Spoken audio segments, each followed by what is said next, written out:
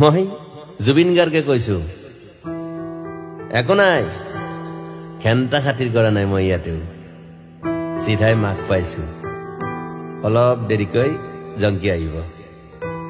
ভৱেনে গম পাইছে বাৰু কথাটো সাগৰত যোৱাটো বেয়া পাইছে তেওঁ আকৌ কৈছো দেই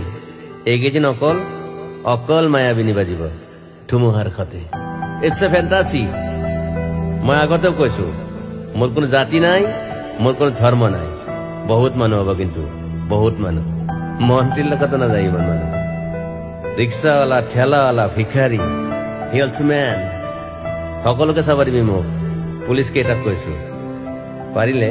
ইউনিভাৰ্চিটিৰ ফালে মোক সমাধিস্থ কৰিবি গুৱাহাটীত হ'লে সুবিধা হয় হাতাইখিনি মানুহ পাই থাকিম মাতটোৱে দিব নোৱাৰো বাকী ৰাতিপুৱা হ'লে গান বাজিবই দেখোন ৩৫,০০০ গান ক'ত পাহৰিব পাৰিবি মোক আৰু এটা কথা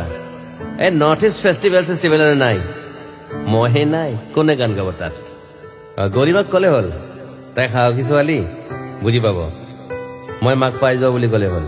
এতিয়া আৰু চিজাৰৰ দৰৱটো মনত ৰাখিব নালাগে তাই সকাহ পাব অকণমান তাইক হাবিলৈ যাই নোহোৱা হৈ যাম বুলি কৈছিলো সাগৰতে আৰু এটা কথা কিন্তু ছিংগাপুৰ ঠাইখন ভাল কিন্তু ইটছ এ ট্ৰু বাকী কৈ যাম এনেকৈ আহি আছে অক্টোবৰত ৰৈ মিনাল